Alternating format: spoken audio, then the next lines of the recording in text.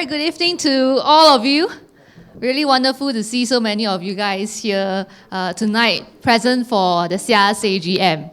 Before I begin, right, I would just like to find out more from all of you. How many of you here, you are personally invested in at least one of the Singapore REITs listed? Wow, almost all of you, a lot of hands. Yeah, maybe 75% of you guys are invested.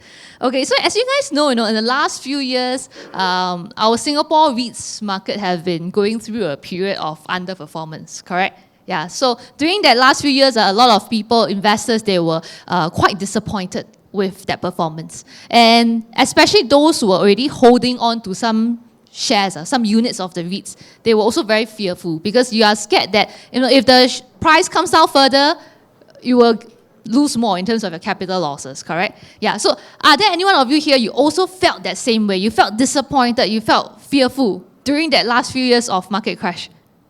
Okay, some of you can. By any chance, are there any one of you who actually love the crash because you think that's a good chance to buy more? Oh, okay, nice. Okay, nice to see that there are people coming from both camps. Now, but let me tell you, no matter whether you love the crash or whether you hated the crash, you are not alone.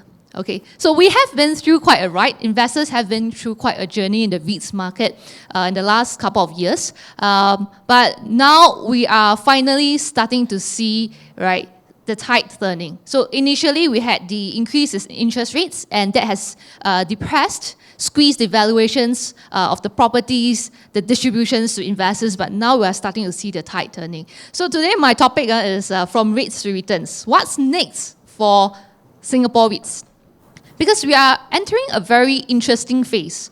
One where you can see that the rates are now stabilizing, your funding costs are easing, and we're starting to see green shoots in the DPU recovery, as well as the valuations. So very importantly is what's next for us as an investor, right? How are the REITs really doing fundamentally, and what's next for us as an investor?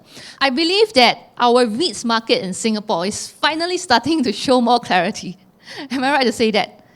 Now, why am I saying this? In case some of you still don't know, last month in September, the US Fed made the first rate cut of 2025, right? 25 basis point rate cut.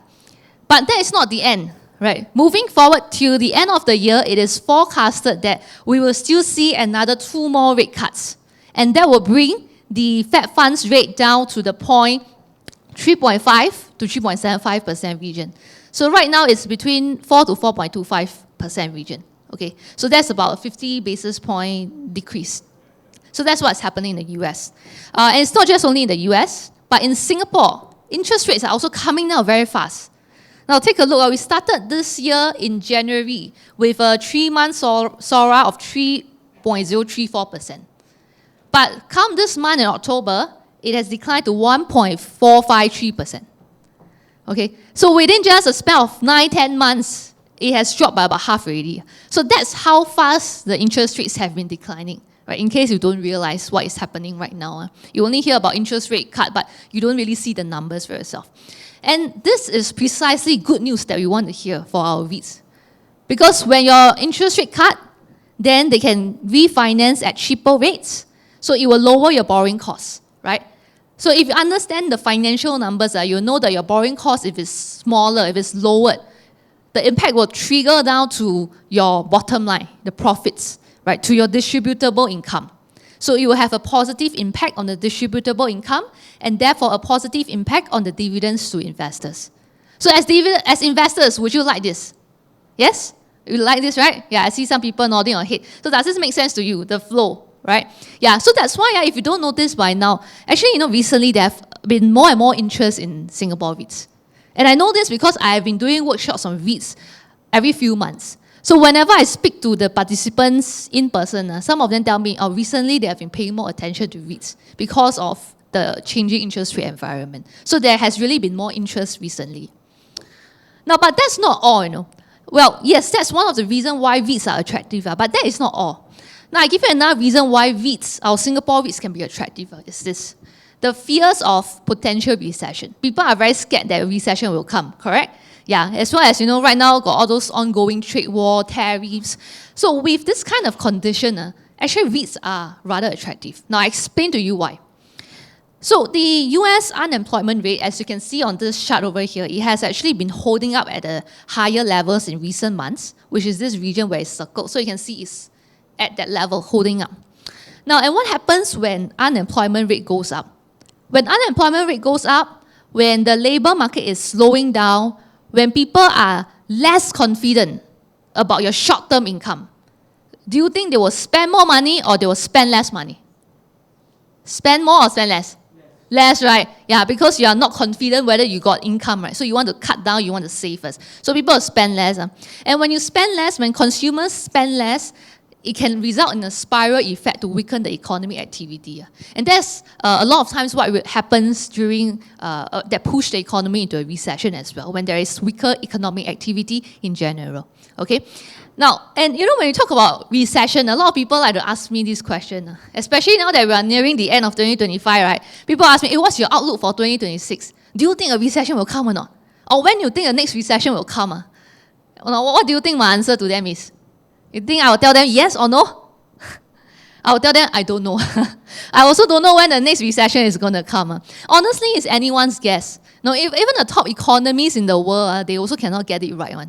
Yeah, sometimes right, sometimes wrong. So it's honestly anyone's guess. It could be in the next 6 months, it could be the next 1 year, 2 years. I also don't know. But one thing that we do know is what? It will definitely come, right? Because the economy moves in a cycle. So the next one will confirm come, just that I don't know exactly when. And one thing that we also know is that certain REITs can hold up better during a recession. Now, I give you an example. Retail REITs that own suburban malls. Okay, do you guys know what are suburban malls? Yes? The malls that are located close to where we stay, then they are called suburban malls, like your Waterway Point. Right? So, any of you who stay in Punggol, or Zero, or nobody stay in Punggol, yeah. So those who stay in Punggol, they'll go Waterway Point, or now got some new mall in Punggol also. Then if you stay in the north, you will probably know about North Point City, always very crowded one, yeah. But of course, these are not the only suburban malls. There are other suburban malls around Singapore. So, speaking of suburban malls, the characteristic is what? Why do people visit suburban malls? Because they are very close to where we live, right? So imagine today I want to buy grocery, very heavy, a lot of things to buy. You think I want to travel out 30 minutes, 1 hour to go to somewhere far and buy? Or you think I will go to somewhere near my house, just go and buy it? Easier, right? More convenient. So the thing about suburban malls is that people go there for their essential shopping. Whether it's your goods or your services as well. Sometimes essential services. Yeah. So a big bulk of those spending, right, are on all these essential goods and services. Of course, there will be discretionary expenses as well. There will be, right? But the good thing about suburban malls is that, am I right to say that these suburban malls, they don't need to depend on tourists? Correct? Yeah, you don't see tourists go Punggol, go Tampines, all these places. Yeah, they go to the central areas, they go to Orchard, they go to Marina Bay, Sentosa, where there is attractions. Yeah. So that means the suburban malls, even with the local population living here, can support the tenant sales. So that is the part where it's more defensive and more resilient. And that's why even if you have a recession, fewer tourists come, less spending from tourists, these suburban malls might hold up better as compared to some other types of assets, right? It's not that they won't decline at all, please don't get me wrong, but rather the impact might be more marginal as compared to other types of assets, right? So that's why they are actually attractive even when there is a recession, right? Now, one more reason why now REITs are really attractive is this. In the last few years, where have people been putting their money in? T-bills, right? Yeah, correct. Some of you also put in T-bills, right? So in the last few years, a lot of people don't want to buy stocks. They also don't want to buy REITs. They want to put in T-bills because the rates, the interest rate are really attractive, right? How long have you last seen, the rates gone up so high? So that's why it's very attractive. Yeah, so if you go and see all the investing content online, whether it's video, article, right, a lot of them were covering on T-bills. And even shopping malls. There was once I went to a shopping mall. I was standing outside a bank. Can't remember which one. Either DBS, UOB, or OCBC. One of them. So I was standing outside the bank. I was waiting for my mother. Then there was a lady. She walked over. She asked me, "Hey, how come so long queue? Is it the bank giving out freebies?" Do you think the bank is giving out freebies? Bank got give freebies or not? Don't have. Yeah. So why were they queuing up? Because they were queuing up to put the money in fixed deposits.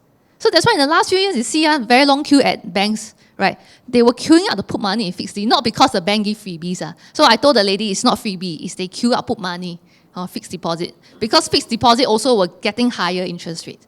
But now, do you know what's the latest 1 year T-bill cut off, the yield? Anyone of you know? 1.35, wow. Okay, very up to date, 1.35%. So 1.35% can beat inflation or not? Can, all right. Yeah. So that's why the money is going to shift. And then where can it shift to? So relative to the treasury bonds, now REITs are going to appear more attractive because of better yields. And we also talk about the dividends going to be better, right? Right, because of your lowered borrowing costs, it flows down, you have better dividend payments. So this is going to bode well for the Singapore REITs. Investors will like this idea. And as you have more fund flowing into the REITs, whether they buy individual REITs or whether they buy the REIT ETFs, it will push up the price. And when you push up the price, you also get capital gain. Especially those of you, just now you raise your hand, you say you like the crash because you accumulate more positions at very low price. You're going to see even better capital upside for you, right, when that happens, right? So that is the third reason why, REITs are appearing really attractive today, right now in this market condition. Now, and this is the yield spread that you see, this chart over here. And you can see that this yield spread is actually widening. Now, what exactly is yield spread and how to make sense of this chart? So firstly, this blue color line graph, this shows us the dividend yield for REITs. And then the green color one, it shows us the yield for the 10-year government bond. So we use it as like a benchmark for the risk-free assets. Now you see that this blue color line is higher than the green one, right? Correct, higher than green one. That means blue number is bigger than the green number. So if you take the blue line minus the green line, then what do you get? You will get the red color one in the middle. So the middle line is actually the yield spread. That means the difference in the yield between the REITs and the 10-year government bond. And if you look at this red color line, you see in the last 1 year, it's slightly sloping up. That means to say that this yield spread is actually widening. And as it widens, it tells us that if you are still only putting your money in all the risk-free assets like T-bills, you are going to face increasing opportunity costs. That's what it means. Now, some people find it very hard to understand the yield spread, what it means and all about. I give you an analogy to understand this better, okay? Now, salary. When we talk about salary, everyone knows how to count. Okay, imagine today you want to find a job, and then you have that skill, based on your qualification, based on your skill sets, you should be able to find a company that pays you $5,000 a month. But somehow, don't know why, you go and work with the company that pays you $3,000 a month. So what is your opportunity cost? Sorry? 2,000, yeah, correct, because 5K minus 3K, right? Yeah, you could get 5K, but you decided to work in a company that gives you 3K for whatever reason. Yeah, so salary, you know how to count. Okay, so now back to investing. It's actually the same thing. So when we have the yield spread widening, the opportunity cost of us just putting our money in the risk-free assets that are paying us yields less than the inflation rate is only going to increase. So the difference, that is the yield spread, and that is the opportunity cost, right? So we have taken a look at the macro picture. So that's the macro picture, right? But beyond macros, beyond all these rates, I think what's even more important is to really understand the fundamentals of the properties, right? Because at the end of the day, the performance of the REITs is driven highly by the demand, supply, rental trends as well, across the different types of properties that we have. So what we're going to do next is we're going to shift gear a bit. Okay, we're going to shift gear. We're going to look at the industry side of things. We're going to look at how the various types of properties are faring, are performing here in Singapore in 2025, and also moving forward. All right. So let's start off with, wow, jump so fast. Let's start off with offices first. Singapore office. Now for Singapore office, it's actually doing quite well. Okay, why? Why do I say that? Firstly, demand. The demand is actually very resilient, if you do not know, for Singapore offices. this listing activity has been coming from many different kind of firms. We have the banking finance side, we have the asset management, we have the pharmaceutical, and also other kinds of industry as well. And in particular, if you take a look at this chart on the right, what does it mean? This grey color line, it represents the vacancy rate. So vacancy rate, you want lower, better, right? Yeah, that means got more occupants, right? So you want the vacancy rate to be lower.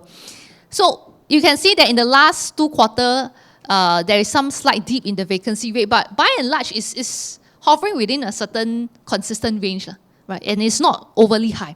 So in fact, if you look at the core CBD area, the Grade A offices, the vacancy declined from 5.9% in the first quarter to 5.1% in the third quarter most recently, right? So there is some improvement, and that is also due to flight to quality, where occupiers, they want the better assets located in prime locations. And by the end of this year, it is expected this vacancy will continue to fall slightly to below 5%. So the occupier demand is actually very resilient. Now, and it's not just only in the core CBD only. Outside of the core CBD, even in all the decentralized area, in your fringe CBD, the demand is actually generally strong as well.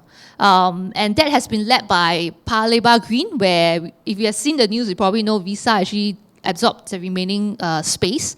And if you take a look at this table over here, which shows us the office vacancy rates split by the region, you can see even, for example, decentralized, it has improved from 7.9% vacancy in Q2 to 6.5% in Q3 2025. So almost all the different regions, there is improvement. Okay, and it's within a rather tight range. Okay, so demand is actually pretty strong. What about supply? Now the good news is the supply is also rather tight. Okay, so with a tight supply pipeline, it means to say it's going to prompt the occupiers to go and make your leasing decision faster, especially if you are a large occupier, because there are not a lot of space left. If you still wait and wait, later on people take out the space already. You got no more left to choose. So it's going to prompt the tenants to actually accelerate their leasing decisions before this availability diminishes. So put together, the demand and the supply conditions, actually, they are working rather in favor for our Singapore offices, at least in the near term, right? It's actually pretty strong. And that's why if you take a look at the rents trajectory, right, generally is actually moving up. So for example, if you look at core CBD Grade A, it's up 0.8% quarter and quarter. And this is already the third consecutive quarter of rental growth. And that's not the end. By the end of this year, it is expected that this momentum will continue on. The rental growth will be about 3%, the forecast for the rental growth, right? And next year as well, the rents could actually accelerate in 2026 because of that limited supply as well as the resilient demand, right? So that is something good for us. So in general, I would say offices in Singapore, they're actually doing pretty resilient, okay, pretty well. What about business park? Okay, unfortunately, business park is quite a different story. So take a look. For business park, the vacancy rate, which is the grey color line graph, you can see that it's actually pretty high. The vacancy is about 20%. Okay, and this increase mainly has been through the 2022, 2023, the middle portion. You can see that the increase in the vacancy has actually moved up more. But the good news is now that this vacancy is actually stabilizing. That means the vacancy never go up very fast anymore. It's kind of flattening out. That's why you see the graph is flattened. Right, so that's the good news, and that's because there has been demand from banking, finance occupier, also demand from some of the non-traditional tenants like the educational institutions as well. So that is at least some good positive developments, although the vacancy rate is actually still very high. Now, for business park, what is interesting is the demand is very diverse. If you look at city fringe, they do better. City fringe, the vacancy is the one in black or in grey, right? Whereas the rest of the island, business park in the rest of the island, the vacancy is actually much higher at about 29.7%. But city fringe is about 11.2%. So city fringe means all your developments at like One North, Alexandra, all these are doing better. So this tells us that there is a divergence in the performance for the business parks, right? Depending on where you're located at, the quality of your assets as well. And of course, with the US tariffs that we are all very familiar with, listing activity also became more subdued because people are scared. They're not confident, If I lease, I take up this space, and would I be impacted by the tariffs and all? Because, Trump keep changing his plan. Yeah. So all this also affects kind of the leasing activity and decisions being made. Now, in terms of supply, the good news is the supply is rather tight. The next one upcoming is the 27 IBP, which will be completed next year, early next year. But after that, not much new supply already. So that is a good thing, because if your demand is weaker, then if your supply still continue to increase, that's going to worsen the situation. So the good thing is that there's a tightening of the supply. And also some of the landlords of those older business park, they might do AEI. AEI means asset enhancement initiatives, to go and upgrade your older asset. Because if your asset is too old, it's hard to go and rent them out. So eventually you must do something about it as well, right? So if you do AEI, then you cannot rent out in the meantime. So that's why we say the supply could tighten further with all this AEI for some of the existing older properties. So in general, the newer properties should do better because of flight to quality, whereas the older ones, they are the ones that will fare poorer because of the quality of the assets. So the occupancy, the rents will also be affected. So if you take a look at the rents, same thing. We talk about City Fringe doing better, right? So yeah, their rents year-to-date grew 1.6%. But for rest of the island, year-to-date is a decline of 1.4% for their rents. So it shows the difference in the demand. So all this demand supply, it will affect your rent trend as well. And that's what's happening in this case for City Fringe versus the rest of the island, right, for business park. So in general, for business park, I would say the listing conditions are really tougher. At least right now, especially for the older assets, right? So these older assets are going to be more heavily impacted, right? So this is one area for us to actually watch out on to see how it actually changes, right, for the business park, whether there is any improvement in time to come as the supply tightens. Now, what about other types of industrial properties like your factories, warehouses, logistics, right? How are they doing? Okay, before we look at how they are doing in terms of their leasing activity, let us take a look at the manufacturing output and exports for Singapore first. Now, the latest August manufacturing output, which is the graph in grey. Okay, the graph in grey, that is manufacturing output. It actually contracted by 7.8%.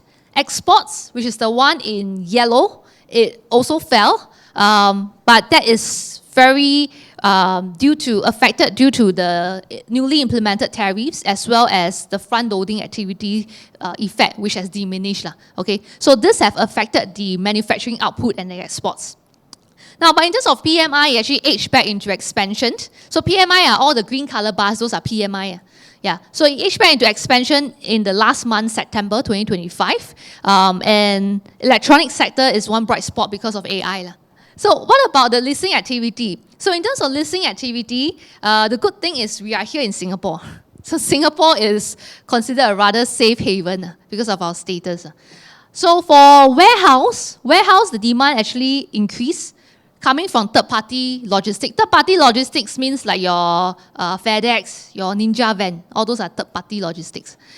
Semicon engineering tech companies also showed good interest in factory and the high-tech spaces, especially with all your AI trends. So for rents, industrial rents, you can see that for factory, warehouse is actually flat. So 0% flat. Whereas for prime logistics, it's up about 1.1%. So this is a recovery. Previously, it was actually declining by 0.5%, but now it's up slightly, and by the end of the year, it's expected to be flat, to recover to be flat.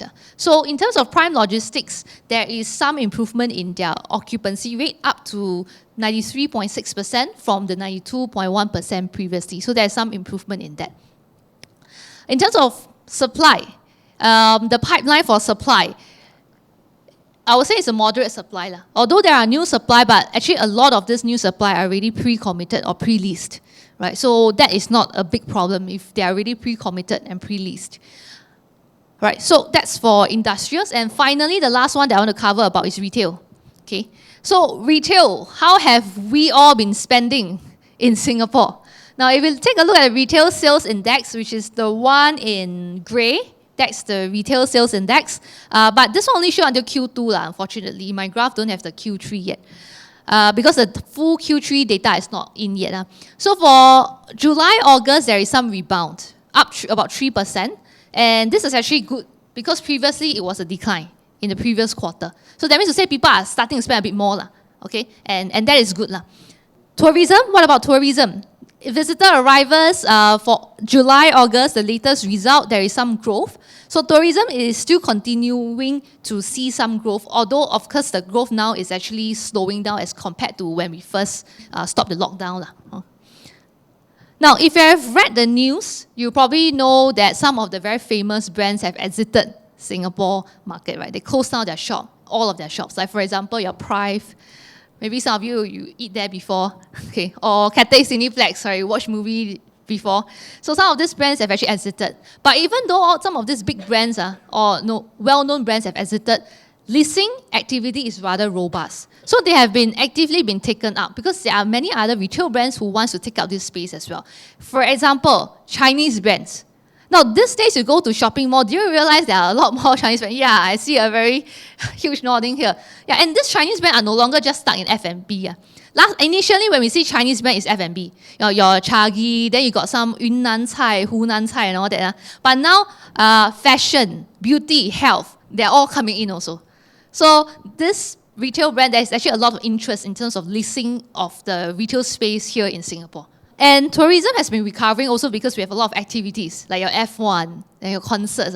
All this have actually helped to push tourists to come into Singapore. And that's how you see the prime retail space, the demand has actually gone up. The rents have gone up by 1.8% year to date for the prime retail rents. So these are actually good improvements that we have seen. In terms of supply, it is moderate, in line with historical average. And by the end of this year, it's expected that the prime retail rent is going to return back to the COVID-19 levels. So during COVID, people cannot come. Tourists cannot come. So your prime retail is heavily affected because tourists cannot come. But your suburban malls are okay because we are the ones who visit those malls. Yeah. So by the end of the year, it's expected to recover to where it was before COVID.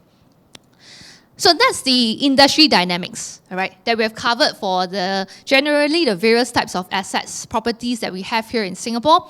But I would say beyond the overview of the industry, you want to find out at the REITs level, how are they doing in terms of their income stability, their gearing, their distribution growth. Then you know how to pick the REITs to buy, correct? Especially for those of you who don't want to buy ETF, you want to buy individual REITs. If you have been following the recent earnings for REITs, you probably noticed that actually the DPU for some of the REITs, they have been quietly improving and recovering. I give you an example, Fraser Centrepoint Trust. The cost of debt has improved over the last 1 year, 4.1% dropped to 3.7%. And the DPU has gone up by 0.5% for the latest 1H 2025. Okay, and this is not just the only example. Aside from Fraser Centrepoint Trust, United Hampshire REIT up 4% for the latest 1H 2025 for their DPU. CapitaLand Integrated Commercial Trust, I'm sure you guys are very familiar with it, is up 3.5% for the 1H 2025. And you see the aggregate leverage has gone down slightly, cost of debt has gone down slightly to 3.4%, right? So that is how it has been panning out for the various REITs. So some people, they don't know about that, right? They don't know that actually some of these REITs, their DPU have already been recovering.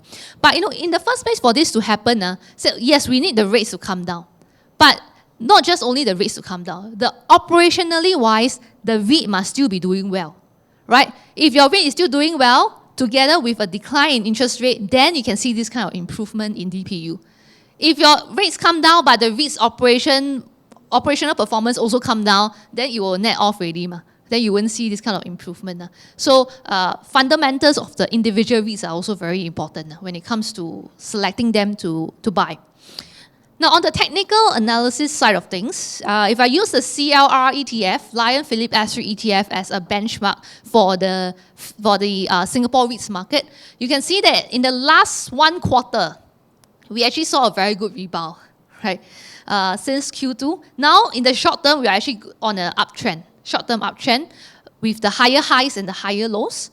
So the next key level that I'm watching out is near the 90 cents level. Why? Because this is a strong resistance level. Now, why is that a strong resistance? If you take a look back in January 2024, at this point where I'm circling, this was where the price hit the resistance and it came down.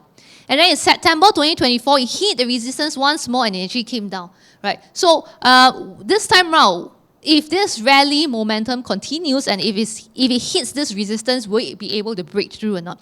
Now, if it's actually able to break through, then that is a very significant breakthrough in terms of the recovery of the Singapore REITs market. And obviously, that's what we want to see as well, right? So the 90 cents level is the next significant resistance that we'll be watching out for closely if you look at the CLR ETF. All right, just now I asked how many of you guys actually have REITs already, and I see about 80% of you guys actually bought REITs already. So for that remaining 15-20% of you, if you are new to REITs, right, you want to start investing, you want to diversify, how can you actually go about doing it? So I will share that there are 2 main approaches that you can look at it. The first is very simple. You just buy the ETF, right? You just buy the REIT ETF. Through one single investment, you are instantly diversified. You don't need to go and pick and build out your own portfolio. So that's the beauty of ETFs, right? So when you buy one ETF underlying, you're actually owning the underlying REITs inside. So there are 5 REIT ETFs listed on SGX, in case you don't know. Okay, out of the 5, these 2 are the ones that have only Singapore REIT exposure. That means all the REITs are all listed in Singapore.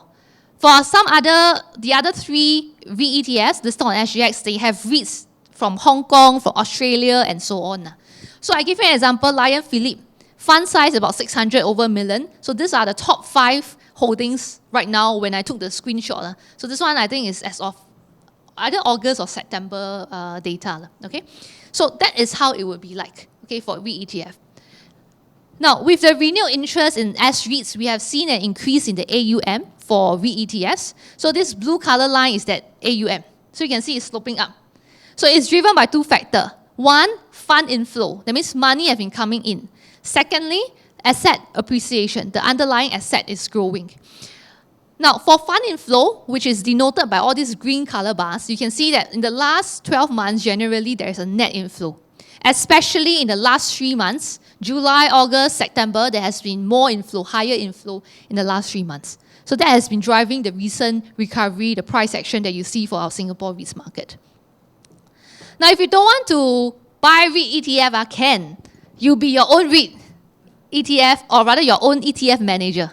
So you go and pick yourself, right? But of course, you don't want to everything put in one sector only. So you probably want to diversify across the sectors, and then you pick your top conviction calls in each of those sectors, so that you are really picking the highest quality out of the different sectors to build out your own REIT ETF, right? That's how you can diversify, and also you will also be diversified by geographical location, because actually a lot of the REITs, they have properties not only in Singapore, overseas as well. The good thing is there are certain growth opportunities, but what is good in Singapore is we have a very stable economy and political landscape, and also a very strong SGD. Okay, so there are pros and cons for both. Now, so between these 2, which one is better? Now, some people ask, hey, should I buy ETF or should I pick myself? Now, it really boils down to these 2 factors. Okay. Firstly, do you have the knowledge or not? Yeah. Some people, they don't know how to read financial numbers. They don't know how to read financial ratio. Then for you, it will be hard. It will be very hard for you to go and pick the individual REIT. The ETF might be more suitable. But if you know how to read all these numbers, how to see the performance, then buying the individual REIT would be suitable for you. Right? So that is the knowledge part. Now, the second thing is your interest. Now, interest is very important. If you don't have interest, nobody can force you to do it, correct? Yeah. Some people, they have no interest one. So they don't like to go and pick individually, don't want to go and read all these numbers, financial numbers. So because they don't have interest, then ETF will be more suitable. But there are other people, they have interest and they like to do this. They want to have more autonomy in where they put their money. I want to put my money in the best quality REITs. So they will go and do the second approach, pick individually. So it depends on which one you are more suitable. You know, there's this analogy I always share to understand this. It's like traveling. Do you guys like to travel? Yes? Okay, you know traveling, some people like to do free and easy, right? Then you go and plan your own trip, plan your own itinerary. Some people don't want, they want convenience. So they go for a package tour. Now, but there's nothing wrong with either you go for package tour or you go for free and easy, correct? But if you go for package tour, then you don't go and complain. Some people go for package tour already, then still go and complain. Can you take out this place or not? Why you waste my time go to this place? You have no say already. So same thing when you buy ETF, you have no say. Okay, in where your money is put in. Now, same thing, if you choose not to go for package tour, you want to go for free and easy, then you better make sure you spend the time, the effort, do your research. Otherwise, you whole day in the hotel room also waste time, waste your money. So if you invest in individual REITs, you must put in time and effort to go and research. Otherwise, you will lose money also. Yeah, so it's the same logic, okay? Now, a few weeks back, I was holding a REITs workshop, physical one. So usually I hold physical one. Then there was a participant, I was speaking to him. Then he tell me, my dividends feel very small. You know, one whole year I go and count, maybe just a few $1,000s. It's not life-changing. How to replace my active income with a few $1,000s of dividends for the entire year? How to do so, right? So it feels that he's not making much progress. And you know, I was telling him, you don't need to be discouraged by this. Okay. Yes, right now, your portfolio is smaller. So if you have a smaller portfolio, you multiply by, say, 5% you get a smaller dividend. And that makes sense, right? But the thing is this, for every 1 million portfolio that you see out there, they also started from 10K, 50K, 100K and grow. They grow organically, you know. Unless that person very lucky, you go and buy Toto, and then he strike lottery, and you have $1 million immediately. But most people are not like that, right? So most people, where do their money come from? Your active income, you put inside your investment, and then your investment organically grow. But all of that has to take time to compound. So don't feel discouraged even if the portfolio now is very small. The 3 important things to do is this. Number one, you have to be consistent. You cannot invest for 1 year, 2 years, then you give up and you think you can be a millionaire. That's not going to happen. Secondly, is you have to start as early as possible so that you have a longer time. But starting early is not the only thing. If you start early, you invest wrongly, you're going to lose money also. Right? You start early, you invest wrongly, you lose money. You still need to find a way to break even, then can make profits. So you will waste time, waste money. So it's not just only about starting early, you have to do it correctly and do it in an appropriate manner as well, with a proper investing framework. So that when you invest in REITs, what you can see is you will get the dividends. And also, those of you who actually bought the REITs in the last few years, very good price, you will see the capital gains. Probably some of you, maybe your portfolio now, you are able to see some gains already if you have bought at very good prices in the last few years. All right. Now, so it's not about blindly investing, but you have to have a proper framework. And this is what I do for myself. In fact, not just only for REITs, but for equities, for stocks as well, not just only REITs. And what I do is actually a two-step framework. Firstly, I do FA, fundamental analysis. So FA is what? FA is to help you pick the high-quality REITs. And to do so, I need to look at the financial numbers. I need to look at the operational metrics, the financial ratios. Then I know which one are good, then I can pick. After I pick ready, I look at TA to help me identify the price to buy. So one is to help me to pick what to buy. The other one is when do I buy. So I want to buy when the risk to reward is more favorable for me. Okay. Now, some people, whenever they hear this, they'll think, so leceh, so mafan. Do you really need to do like that or not? So many steps. Now, I tell you why I do this, okay? The reason why I do this is because REITs market, if you don't realize right now, is actually quite cyclical in nature. Certain REITs more so than others. So if you invest in something like this, you want to make sure you buy those REITs that own high quality assets. Because when times are tough, when there is times of stress, there will be the flight to quality among the tenants. So if you go and buy those REITs that own these higher quality assets, then they will tend to hold up better. While other people are declining more, you hold up better. So that's why you need to do your FA. It's not about blindly picking. At the same time, if you're dealing with cyclical investments, the last thing you want to do is to close your eyes and then you randomly buy at any price.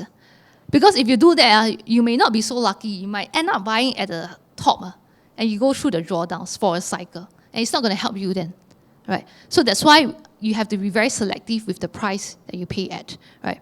And that's why I do TA. If I can give you an analogy to understand this, is this farmer. You know, seasoned farmer, seasoned experienced farmer. Do you think they can get a good harvest just by planting seeds blindly? Cannot, right? So firstly, they need to make sure I plant the right seeds. Only good seeds. What do I mean by good seeds? Good seeds that got demand. So that after you harvest it, you sell, you can get money, right? Yeah, so good seeds that got demand. So in REITs also same thing. You buy the good REITs that got demand, then you can get good price. Now, but planting the good seeds alone, not enough, you know. You plant the good seeds, but if you plant at the wrong weather condition, you plant when there is too much rainfall or too little rainfall, the seed will die. So same thing, when I buy REITs, I pick the good ones, but I also want to pay at a good price. So that's why I do the FA and TA. This is to just let you understand the logic and the thought process. It's just like how a seasoned farmer farms as well, and to get a good harvest and make money out of it. Okay? Okay, if you have any burning questions, right, I will still be here, I'll still be around for a while. You can always catch me. Right? Thank you.